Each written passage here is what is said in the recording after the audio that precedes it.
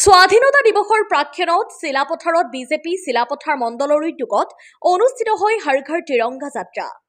প্ৰায় ৩,০০০ লোকৰ অংশগ্ৰহণেৰে অনুষ্ঠিত এই যাত্ৰাত উপস্থিত থাকে সাংসদ প্ৰদান বৰুৱা, বিধায়ক জীৱন গগৈ আৰু বিজেপি চিলাপথাৰ মণ্ডলৰ সভাপতি গংগা পেগু। ৰাষ্ট্ৰীয় পতাকা হাতত লৈ দেশপ্ৰেমমূলক শ্লোগানেৰে মুখৰিত হৈ পৰে চিলাপথাৰৰ ৰাজপথ। এই যাত্ৰাই চিলাপথাৰত সৃষ্টি কৰে এক দেশপ্ৰেম আৰু উৎসৱমুখৰ পৰিৱেশৰ। News desk report, Assam daily news. ভাৰতবৰ্ষতে তিৰংগা যাত্ৰা হৈ আছে।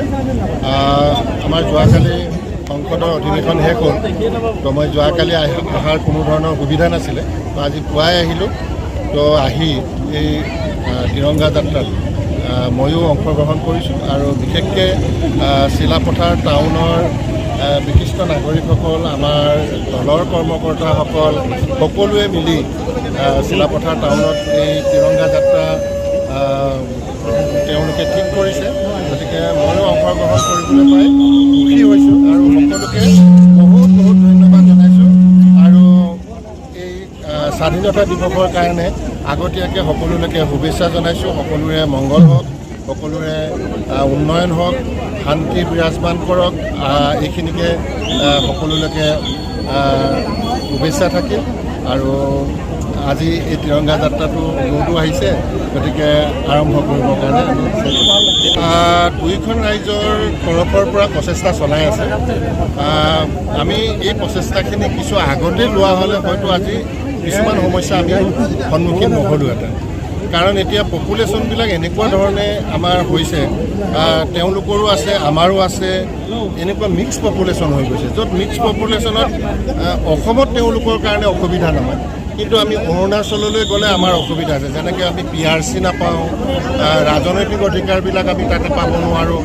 তো এনেকুৱা অসুবিধাবিলাক আছে। আমি সেই বিষয়বিলাকো আলোচনা কৰিছোঁ, যাতে ভাৰতীয় নাগৰিক হিচাপে ভাৰতবৰ্ষৰ যিকোনো জেগাৰ পৰা এজন ভাৰতীয় মানুহে ৰাজনৈতিক অধিকাৰবিলাক সুৰক্ষিত হয়, তেওঁলোকৰ আৰ্থসামাজিক, তেওঁলোকৰ নিযুক্তি, এই বিষয়বিলাক জড়িত হৈ আছে। গতিকে এই বিষয়বিলাকৰ যদি মীমাংসা হৈ যায়, তেতিয়াহ'লে এনেকুৱা ধৰণৰ বিবাদবিলাক কেতিয়াও মানুহে নুঠালেহেঁতেন। গতিকে আজি এই বিষয়বিলাক উত্থাপন কৰিছে যে আমি কিছু জেগাত থাকিলে কিছুমান অসুবিধাৰ পৰা আমি বঞ্চিত হৈ থাকোঁ।